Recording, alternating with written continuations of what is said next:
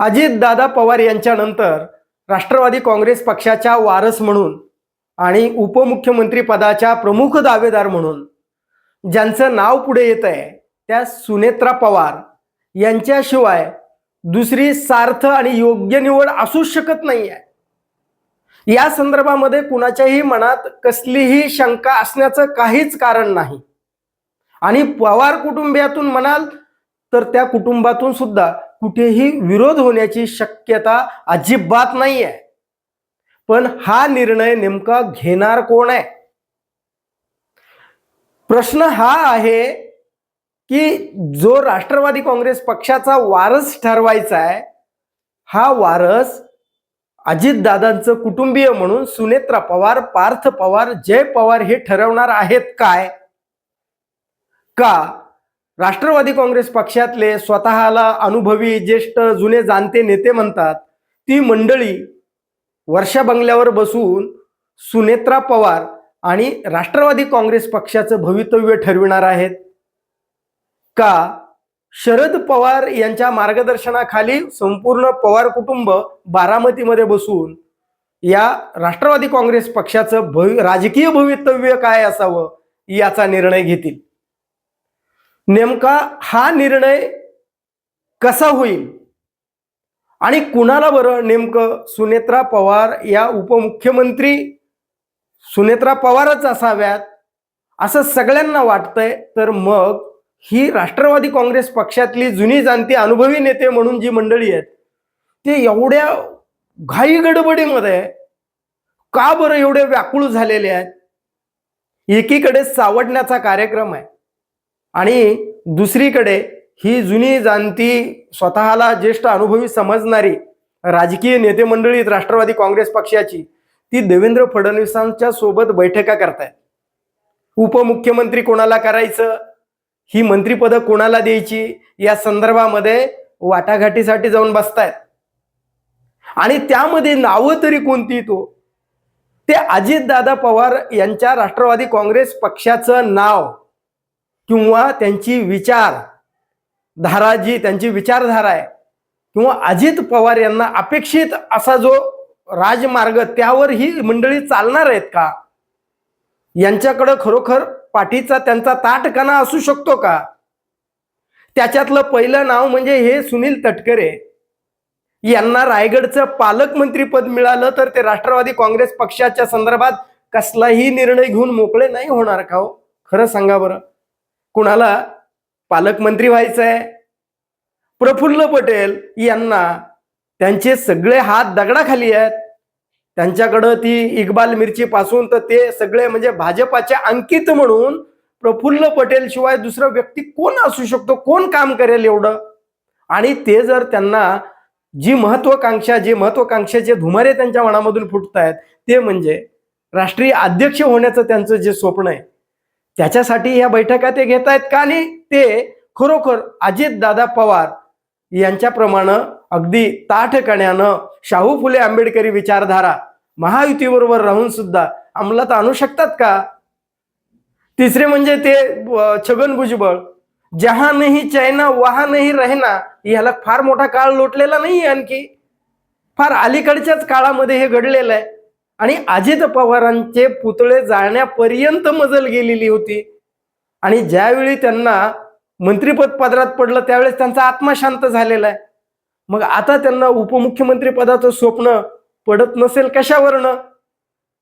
म्हणजे ते ह्या बैठका ज्या या देवेंद्र फडणवीसांच्या बंगल्यावर होत आहेत त्या कशासाठी होत आहेत? खरोखर सुनेत्रा पवार, पार्थ पवार, जय पवार अथवा राष्ट्रवादी काँग्रेस पक्षाचं भवितव्य चांगलं उज्ज्वल असावं यासाठी होत आहेत का स्वतःच्या मनातल्या अंतर्गत सुप्त स्वार्थ साधण्यासाठी होत आहेत? त्यामध्ये आणखी एक नाव आलं ते म्हणजे धनंजय मुंडे यांचं. धनंजय मुंडे यांचं जे नाव पुढं आलं त्या बैठकीला जे पण भेटले या फडणवीसांना म्हणून त्यांचं सुद्धा बीड जिल्ह्यामध्ये लक्ष्मण हाके ते वाघमारे हे येऊन जे बीड जिल्ह्यामध्ये अजित पवारांना खालच्या पातळीवरती शिव्या घालत होते त्यावेळेस ही मंडळी खरोखर अजित पवारांना खिंडीत पकडण्याचं काम करत नव्हते का? आणि यांचं जे काही मंत्रीपद आता मिळेल म्हणून जर या आशेनं ते बैठकीमध्ये नसतील, हे कशावरनं? म्हणजे ही जुने जाणते मंडळी जी वाटाघाटी करते राष्ट्रवादी काँग्रेस म्हणून, ती शाहू फुले आंबेडकरी वारसा खरोखर पुढे नेण्यासाठी सक्षम आहे का? सुनेत्रा पवार, पार्थ पवार आणि जय पवार यांचं या बाबतीमध्ये खरोखर काही त्यांनी मत आपलं व्यक्त केलंय का? ठीक आहे, सुनेत्रा पवार यांच्याशिवाय दुसरं नाव असण्याची शक्यताच नाही आणि ते दुसरं नाव असू पण शकत नाही. आणि त्या उपमुख्यमंत्री जर झाल्या तर त्या दादांच्या तोडीचं काम नाही करणार हे सगळ्यांना माहिती आहे. पण मग दादाकडचे जे मंत्रिमंडळातली जी खाती होती ती खाती कुणाकडे असावीत यासाठी तर या नेमक्या वाटाघाटी चाललेल्या नाही आहेत ना. सुनेत्राताईसाठी खरोखर अगदी जीव तुटत असेल तर ही सगळी खाती सुनेत्राताईकडे देणार आहेत का ही मंडळी? जर त्यांना उपमुख्यमंत्री पद दिलं तर दादाकडची सगळी खाती ही त्यांच्याकडे नक्कीच असायला हवी आहेत. आणि मग त्या कसा निर्णय, कारण अजितदादांना सुद्धा त्यांनी ज्यावेळेस लोकसभेला सुनेत्राताई पडल्या त्यावेळेस त्यांनी राज्यसभेवर नेलं, कारण त्यांना पक्क माहिती होतं की माझा वारस म्हणून त्यांनी त्यांचं एक अलिखितपणे त्यांनी त्यांचा वारस अगोदरच ठरवलेला आहे, त्या म्हणजे सुनेत्राताई आहेत, दुसऱ्या असू शकत नाहीत. पण जी खाती दादांकडे होती ती आता सुनेत्राताईकडे असतील का? आणि सुनेत्राताईंचं आणि अजित पवारांच्या त्या संपूर्ण कुटुंबाचं काय मत आहे या संदर्भामध्ये कुठं आणखीन बाहेर आलंय का? का शरद पवार हे आता लगेच कामाला लागले आहेत? ही मंडळी इकडं मंत्रिमंडळामध्ये सत्तेमध्ये कसा वाटा मिळेल, आपल्या पदरात काय पडेल याच्यासाठी झगडत असताना इकडे शरद पवार नदीचं प्रदूषण पाहायला गेलेत, गावकऱ्यांच्या समस्या जाणून घेतल्यात. ते गावकरी म्हणतायत की दादा यापूर्वी आमच्या या समस्या समजून घ्यायचे.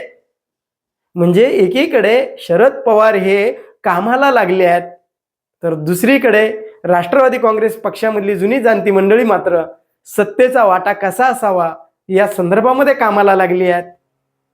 म्हणजे आता एकंदरीतरित्या शरद पवार यांनी या गोष्टीकडे, म्हणजे आता त्यांनी जो काही निर्णय होईल तो यांनी घेऊ द्यायचा असं ठरलंय का? म्हणजे शरद पवार आपल्या कामाला लागलेत म्हणजे सत्तेमध्ये सत्तेसोबत जायला आणखीही त्यांचं मन धजावत नाही असं आहे का? का बारामतीमध्ये एकत्रितरित्या सगळं पवार कुटुंब एकत्र बसेल आणि या राष्ट्रवादी काँग्रेस पक्षाचे दोन जे गट झाले आहेत त्या दोघांना एकत्रितरित्या आणून राष्ट्रवादी काँग्रेस पक्षाचं भविष्य म्हणजे पवार कुटुंबीयच ठरवतील असं होईल का? का ही जी जुने जाणती मंडळी आहे ही या अशा परिस्थितीमध्ये वरचढ ठरतील आणि हा राष्ट्रवादी काँग्रेस पक्षामध्ये आपल्या पदरात काय पडेल या दिशेनं ते हा पक्ष पुढे ओढण्याचं काम करतील? का शरद पवार हे पुन्हा एकदा या पक्षाची मांड स्वतः मिळवतील आणि योग्य तो काय निर्णय घेतील याविषयी आपल्याला काय वाटतं कमेंट करून जरूर सांगा. आणि हा व्हिडिओ जर आवडला तर लाईक आणि शेअर करायला विसरू नका. धन्यवाद. जय महाराष्ट्र.